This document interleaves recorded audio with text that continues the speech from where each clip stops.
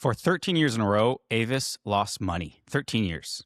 Not a rough patch, just a business model that wasn't working. And then in 1962, they ran an ad that changed everything. And it said, Avis is only number 2 in rent-a-cars. So why go with us?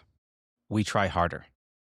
And that's when revenue took off. The first year after the campaign launched, Avis made $1.2 million, a second year, $2.6 million, and a third, $5 million before the company was eventually sold. Now, most people who've heard this story take away the wrong lesson. They think Avis succeeded because they tried harder. Not at all. Avis was successful because it related itself to Hertz.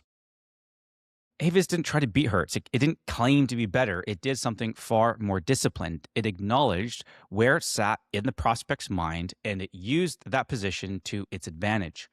Avis was number 2. So they said it out loud, and they gave the public a reason to care. That distinction between what you want to say about yourself and what already exists in the mind of the person you're trying to reach is the entire book we're covering today. And here's why it matters for us in public affairs. We make this mistake constantly. We lead with what we want people to know. We lead with our facts, our data, our arguments, and we're confused when it doesn't land. And this book explains why.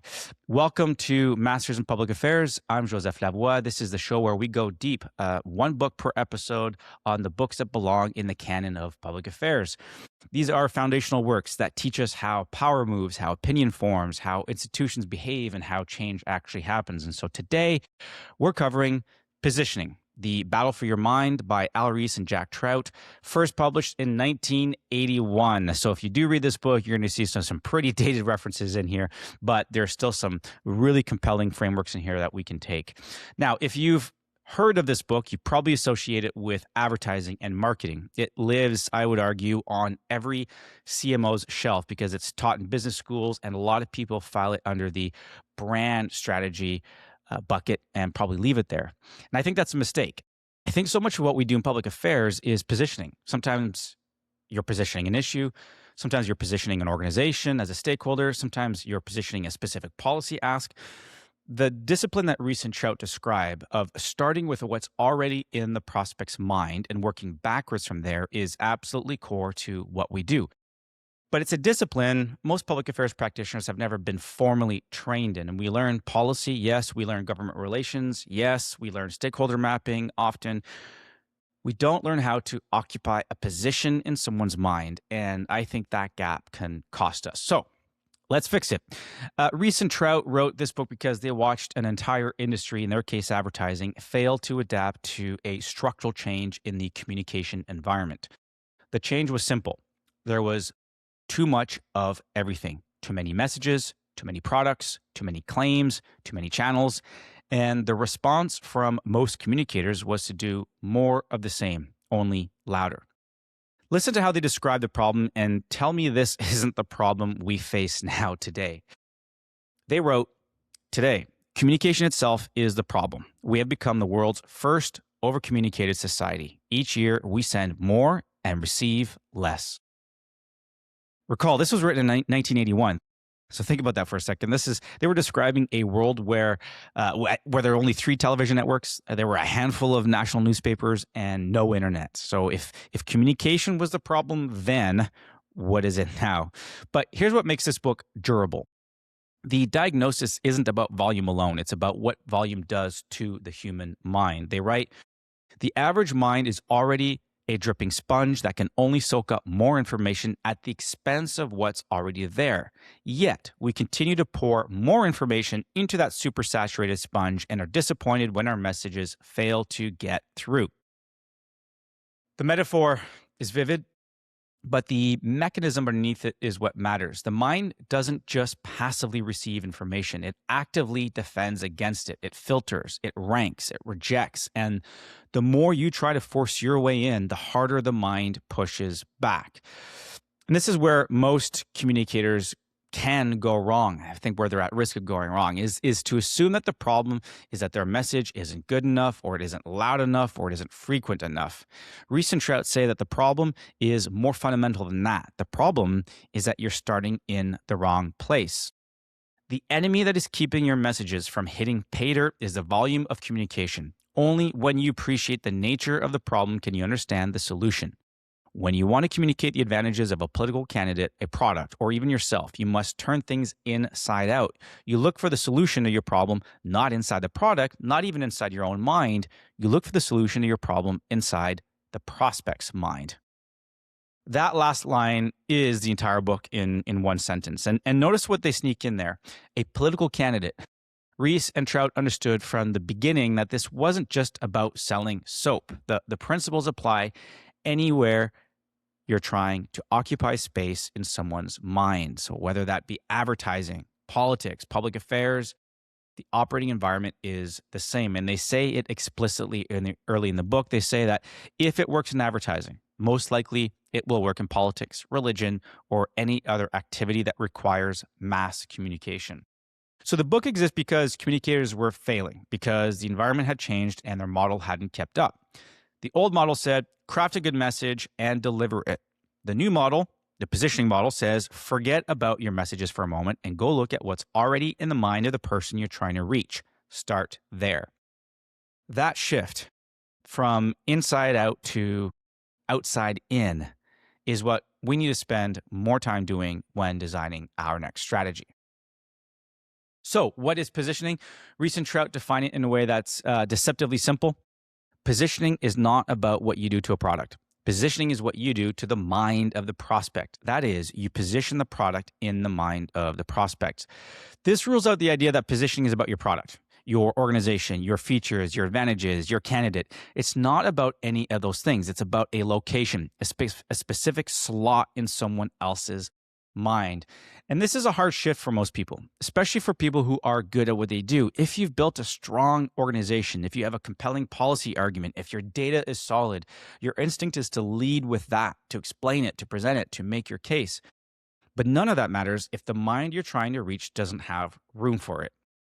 The mind, as a defense against the volume of today's communications, screens and rejects much of the information offered. In general, the mind accepts only that which matches prior knowledge or experience.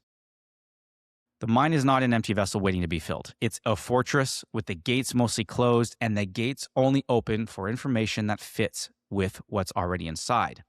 So the skill that positioning teaches is not persuasion. It's not messaging.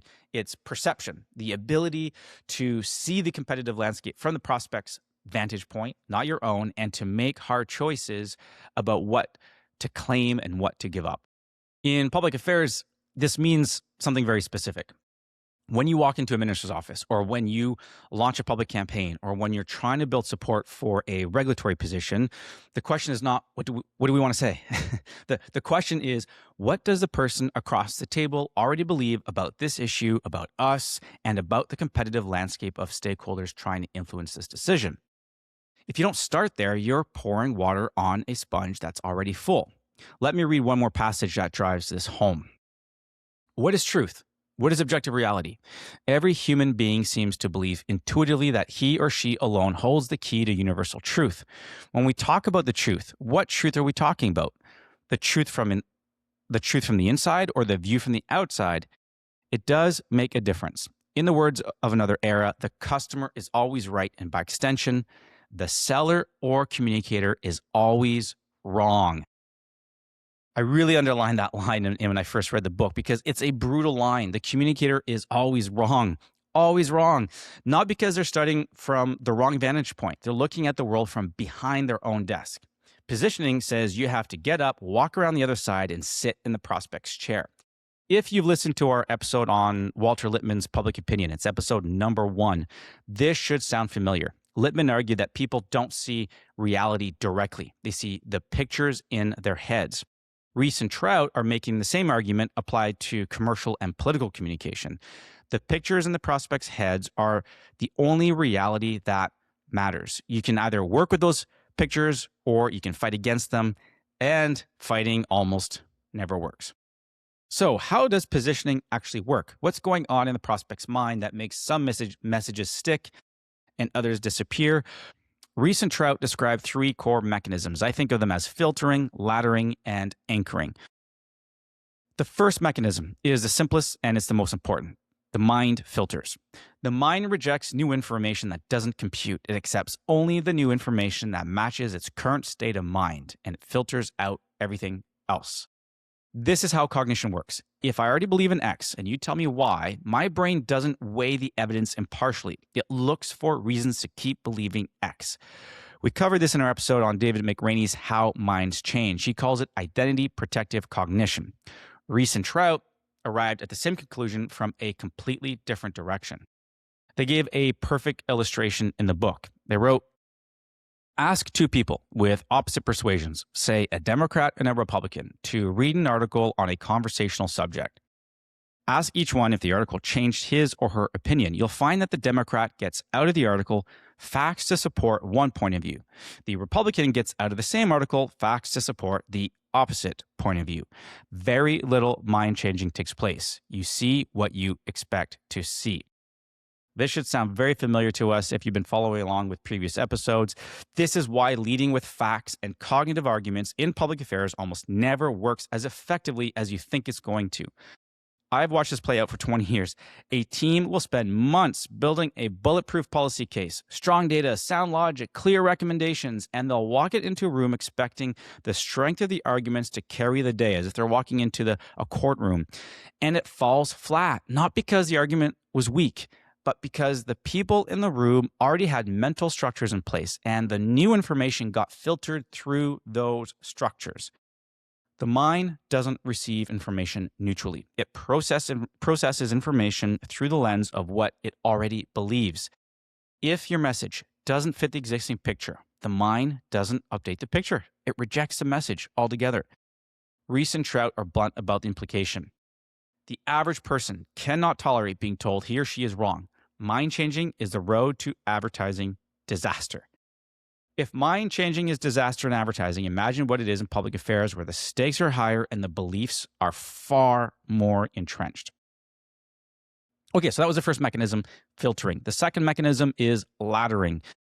It's what Ries and Trout called the little ladders in your head. The mind doesn't just filter information, it organizes what gets through into ranked hierarchies.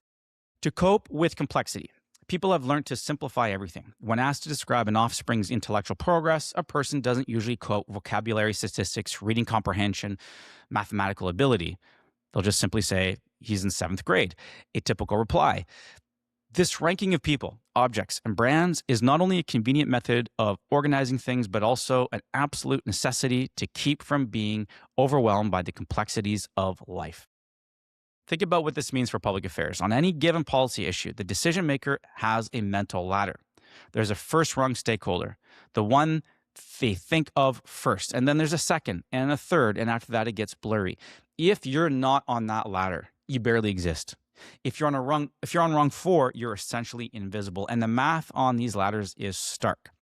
History shows that the first brand in the brain, on average, gets twice the long-term market share of the number 2 brand and twice again as much as the number 3 brand. Their relationships are not easily changed. Twice as much as number 2, 4 times as much as number 3, and the positions are sticky. Once someone occupies a rung on the ladder, it is extremely difficult to dislodge them. This has direct implications for how we think about stakeholder positioning. If a competitor, a rival association, or an opposing interest group already occupies the first rung in a decision maker's mind on your issue, if they're the one who gets the call, who gets the meeting, whose perspective frames the debate, then your job isn't to be better. Your job is to figure out how to get on the ladder at all, and to do it by relating yourself to the existing structure, not by pretending it doesn't exist. A competitor that wants to increase its share of the business must either dislodge the brand above, a task that is usually impossible, or somehow relate its brand to the other company's position. Yet too many companies embark on marketing and advertising programs as if the competitor's position did not exist. They advertise their products in a vacuum and are disappointed when their messages fail to get through. Third mechanism is first mover advantage, but not in the way that most people think about it. The easy way to get into a person's mind is to be first. Simple enough, but here's a crucial distinction. IBM didn't invent the computer. Sperry Rand did, but IBM was the first company to build a computer position in the mind of the prospect. Being first in time is not the same as being first in the mind. Sperry Rand invented the computer, IBM owned the position. General Foods invented freeze-dried coffee, Nestle's Taster's Choice owned the position. The advantage goes to whoever anchors the mental slot first, not whoever gets to market first. This distinction matters enormously in public affairs. I've seen organizations assume that because they were the first to speak on the issue, they own the position. They don't. You own a position when you're the first to occupy a specific mental slot, and that requires a name, a frame, and the discipline to hold it over time. And this leads to a mechanism that Ries and Trout spend a lot of time on, and for good reason. Names are not cosmetic. They are strategic. It's a core part of the argument that they make throughout the book. They write, words are triggers. They trigger the meanings which are buried in the mind. A name either begins the positioning process or it undermines it. It's the point of the knife. It either opens the mind or bounces off. Ries and Trout give an example that I think any public affairs practitioner will recognize. Special interest groups recognize the power of a good name. The right to life movement and fair trade laws are two examples. What senator or representative would dare oppose a bill called the Clean Air Act? I remember how much fun we had when I worked in the Prime Minister's office, making sure every piece of legislation had a compelling title that would make it very difficult for the opposition to oppose. It was a core part of our political communications approach, and that's because it works well. It works exceptionally well for trying to drive your message through in a crowded environment. But it's the kind of thing that public affairs practitioners outside government don't always think about. We get caught up in the substance of our ask and forget how we name it, how we frame the issue, how we call what we call our coalition, and what language we use for the policy itself. All of this is a positioning decision that happens before any argument gets made. The name is the first thing that hits the prospect's mind, and if it doesn't begin the positioning process, you're already behind. Ries and Trout go even further. They describe how you can use naming to reposition the competition. In working against an established concept like fair trade, it is important not to try to rename the competition. All you cause is confusion among your audience. A better tactic is to turn the name around. That is, to reposition the concept by using the same words to turn the meaning inside out. Fair to trade, unfair to the consumer is an example of this tactic. I think that's a masterclass there in 2 sentences. Don't rename the competition. Turn their own name against them. Use the same words, reverse the meaning.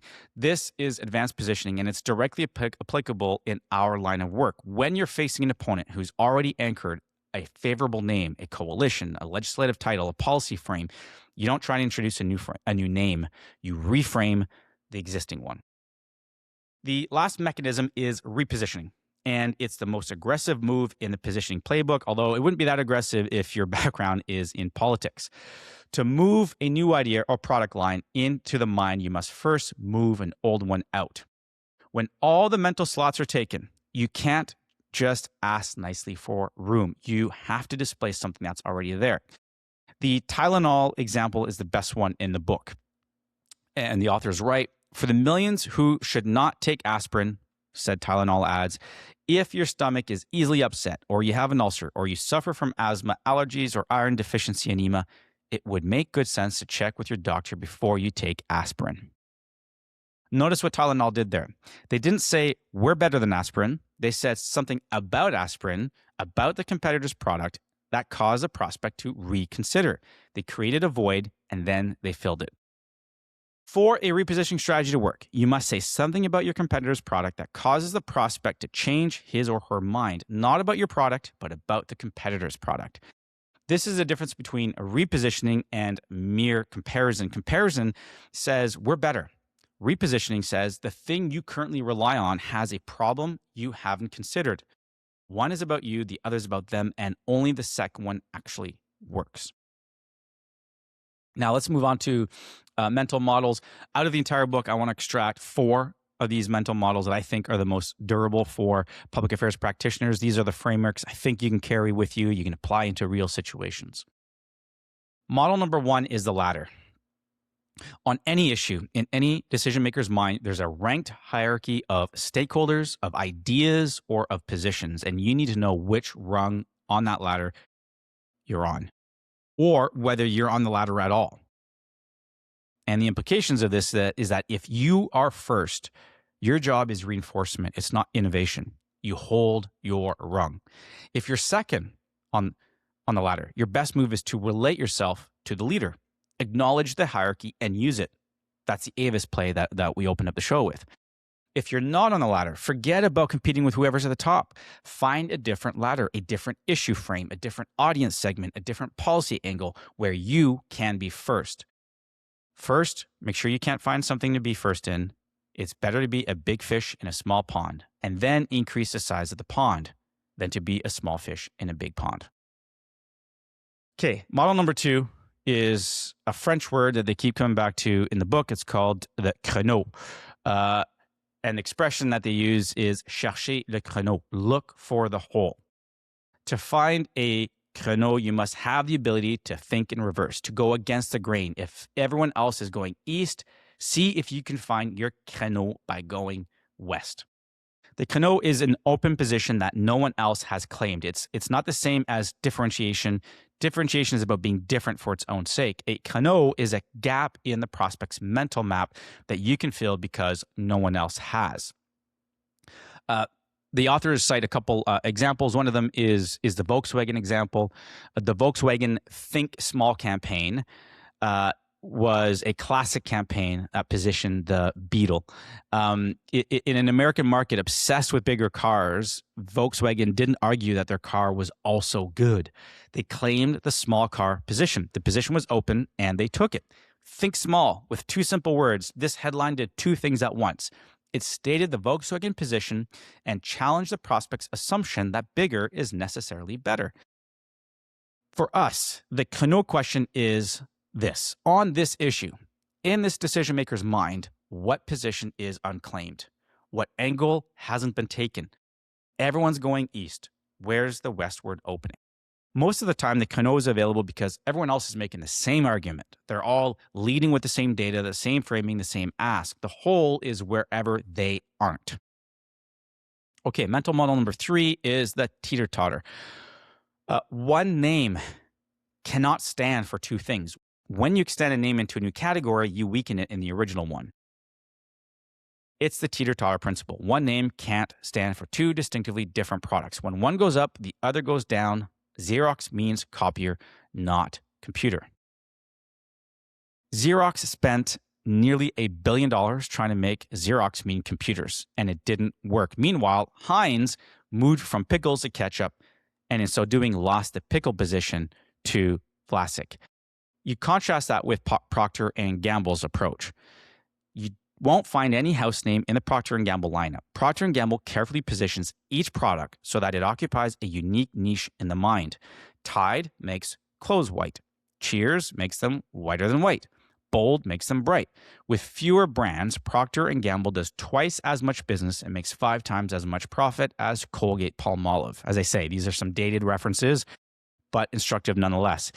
Each position gets its own name, its own identity, its own rung. No sharing, no dilution. The public affairs translation of the teeter-totter is potentially the coalition trap. And I see it all the time. Organizations hiding behind coalitions to diffuse risk. They join a broad umbrella group so that no single company has to stick its neck out. The coalition becomes a compromise. It's bland, it's consensus-driven, it's impossible to position sharply. And sometimes a branded corporate entity being unafraid to campaign for its own position is far more effective than diluting the message through a coalition that tries to be everything to everyone. That doesn't mean coalitions are always wrong, but you need to understand what you're giving up. A coalition gives you safety, it takes away sharpness, and that means you're at risk of the teeter-totter applying on your issue. Mental model number 4 is sacrifice. The essence of positioning is sacrifice. You must be willing to give up something in order to establish that unique position. NyQuil gave up the daytime cold medicine market. Volkswagen, at the time, gave up the idea that bigger is better. And Avis gave up the pretense of being number 1. Sacrifice is where positioning gets uncomfortable because most organizations don't want to give up anything. They want to be known for everything: quality and affordability, innovation and reliability, and environmental responsibility and community engagement. The result is a position that means nothing. Ries and Trout have a line about this that applies directly to political positioning as well. They say in politics, for example, it's easy to establish a position to the far right or the far left. You will undoubtedly preempt either position and you will also lose. What you must do is find an opening near the center of the spectrum. You must be slightly conservative in a field of liberals or slightly liberal in a field of conservatives. This calls for great restraint and subtlety. Again, written 1981, I think there's obviously now a lot more permission to be potentially extreme in your messaging or to certainly drive a higher contrast than perhaps was suitable in 1981. The point, though, I think that matters here is that you have to be prepared to give something up. You can't do it all. You have to clearly own your issue, find where it sits on the ladder, make sure it's a ladder that you can own, you can be number one in.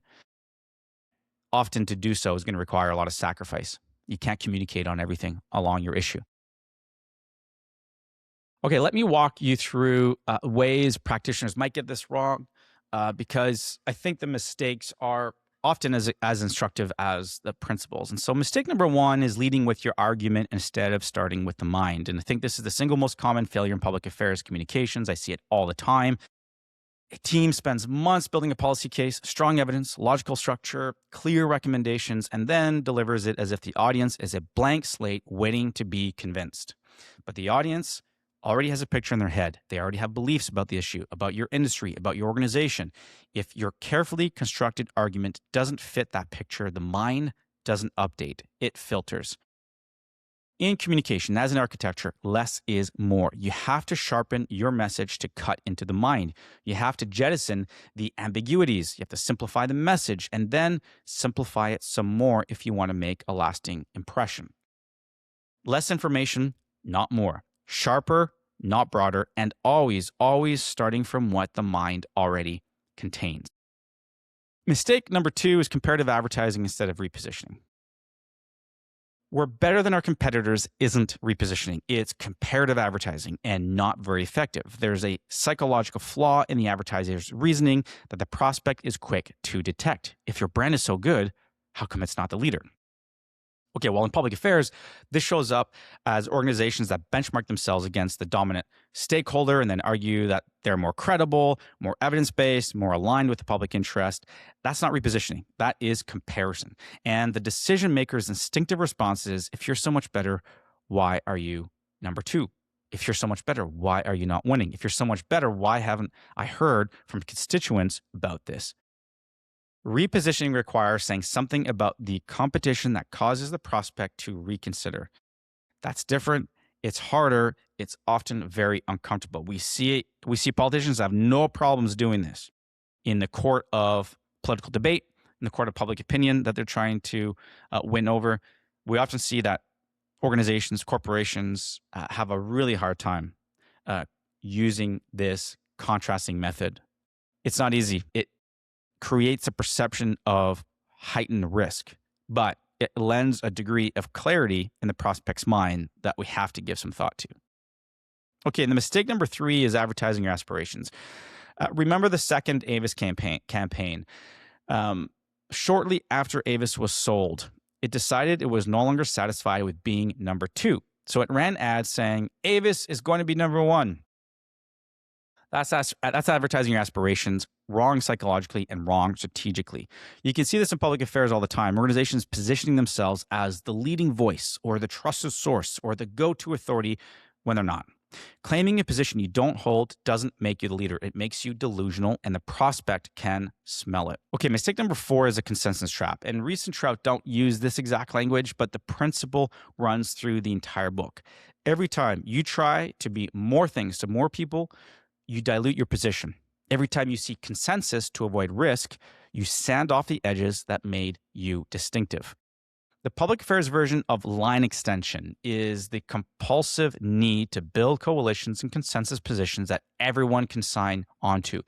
The result is language that's been negotiated into meaninglessness, a position so carefully hedged that it can't possibly occupy a specific slot in anyone's mind. Sometimes the braver move and the more effective one is to own a position as a single entity, to be specific enough to be remembered, to say something clear enough that it might actually land. Okay, the final mistake I have is ignoring identity. This is the one I want to flag because I think it's a blind spot for practitioners, and frankly, it's a place where the book itself could go further. Ries and Trout include a passage about Volkswagen owners that I kept coming back to. I've circled this one a lot in my notes. I drive a Volkswagen says something about the owner's way of life. A no-nonsense, practical person, self-confident about his or her status in life. Remember, the context here is when Volkswagen was positioned around the Beetle, and so choosing to purchase a Beetle was a sign, a telegraphing of the identity of the prospect. And I fundamentally believe that identity is so core to, is a factor we have to consider when we are conducting our public affairs work. Not the identity of the product, not the identity of the business or the organization or the association, but the identity of the person who chooses it, the identity of the person with whom you are engaging. When someone says, I drive a Volkswagen, they're saying something about themselves. We fail to account for this in public affairs. We get so focused on driving our policy idea, our organization's mission, our company's position that we forget the public assesses our issues against their own identity. People decide whether they're going to be aligned with you, whether you've earned their support based on whether supporting you feels consistent with who they believe themselves to be. This is the identity lens, and it's the question we should be asking before we design any campaign. If a citizen supports their position publicly, what does that say about them? Is it something that they'd want to say? Does it validate their self-image, or does it create dissonance? Because if supporting you requires someone to betray their self-image, no amount of evidence is going to get them there. Okay, as I said, this book was written in 1981. It has a lot of dated advertising and product examples and case studies. So how can we apply it in modern public affairs? Let me walk you through a couple patterns that stuck out for me, even if the book feels dated at parts. Let's start with the fact first fallacy. The most common mistake I see across industries, across issues, across jurisdictions is the teams that lead with their cognitive argument.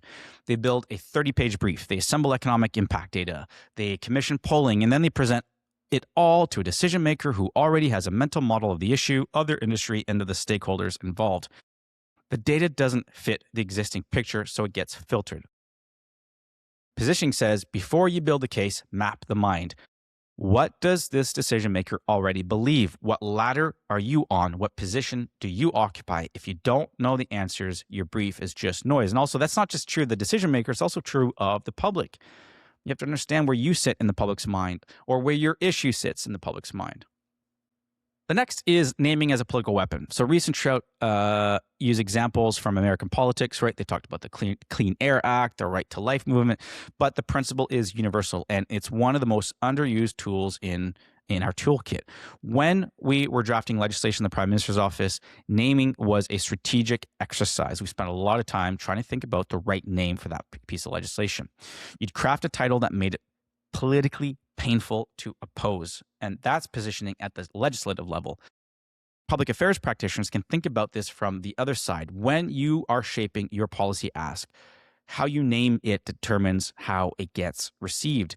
A proposal called industry self-regulation occupies a different mental slot than one called consumer protection through industry standards.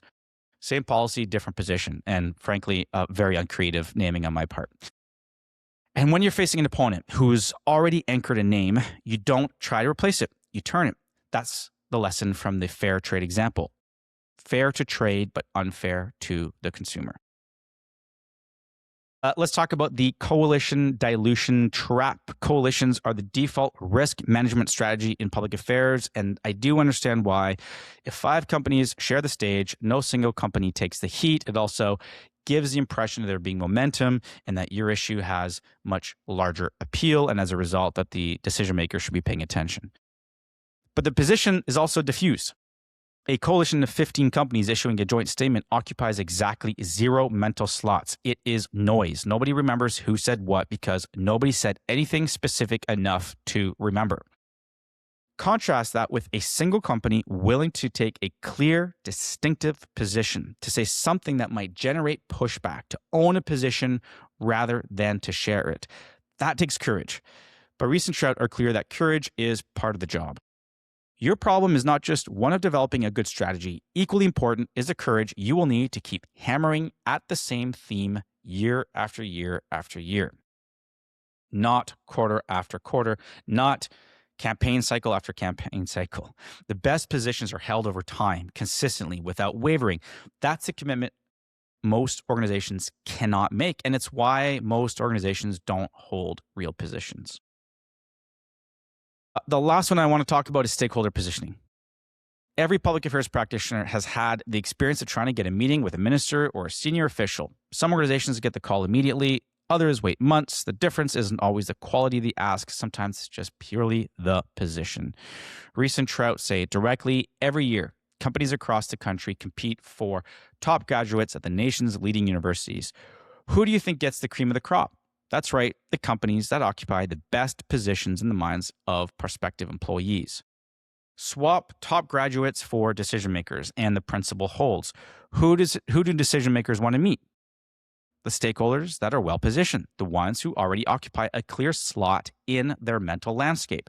If you're undifferentiated, if your position is fuzzy, you don't get the meeting, not because you're not credible, but because you're not remembered. So what does this book teach us then about becoming excellent at our tradecraft? I think it comes down to 3 things. The first is discipline over creativity.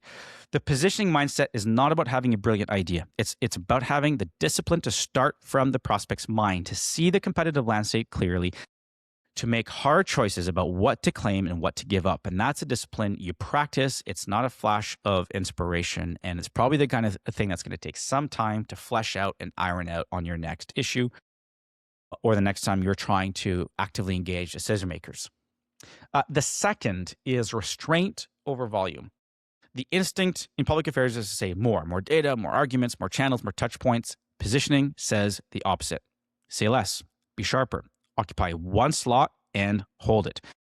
The organizations that try to be everything are the ones that end up being nothing. And the third is commitment over flexibility. The best positions take years to build and seconds to destroy. You cannot reposition every quarter. You cannot chase every news cycle. You need a position, and then you need the courage to hold it when the pressure comes to dilute, to pivot, or to hedge. A successful positioning program requires a major long-term commitment by the people in charge, whether it's the head of a corporation, a church, an airline, or a country. In a constantly changing political environment, this is difficult to accomplish. Difficult to accomplish. That is an understatement. In a world that rewards novelty and punishes repetition, the discipline of saying the same thing, the same position, the same frame, the same name year after year is one of the hardest things in public affairs, and it is also potentially one of the most valuable. Because positions compound. Every time you reinforce the same position, you drive it deeper in the prospect's mind. Every time you change it, you start from scratch. The practitioners who understand this, who build a position and hold it, are the ones who end up on the top rung of that ladder.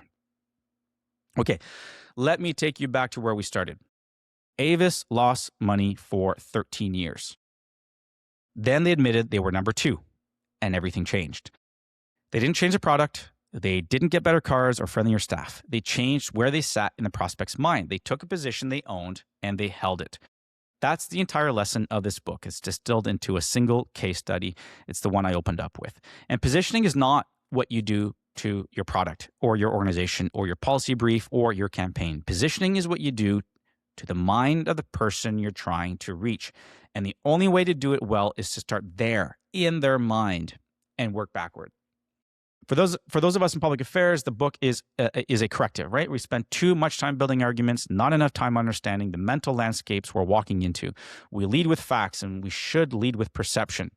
We seek consensus when we should seek clarity, and we extend our brands when we should protect them. The best practitioners, the ones who actually move the needle on the issues that matter, are the ones who've learned to think outside in, who've learned to find the canon, name it well, and hold it with discipline. And so the fundamentals don't change. They just get harder to practice as the noise increases, particularly today with so many channels, so much information, so much content hitting our prospects' mind. It is harder than ever to be successful with these positioning efforts. And that's why we keep coming back to books like this, because even if they were written in 1981, there are some core principles in here that I think apply today. So thank you so much for listening. I'm Joseph Labouette. This has been Masters in Public Affairs. If you've enjoyed this, please subscribe to the show. I'm getting lots of listens to the show, more listens than we have subscribers. The best way for you to get the next episode is to click that follow button, and you'll find us also on Substack. You can just go to mastersinpublicaffairs.com if you want to get the newsletter version of this. Why would you subscribe to the newsletter? Well, very easy, very good reason. Every single time I publish an episode, I include some bonus material, stuff that didn't make it into the final cut of the episode. So if you want to go even deeper into each of these concepts, please do find me on Substack, mastersinpublicaffairs.com. Okay, guys, we'll talk soon.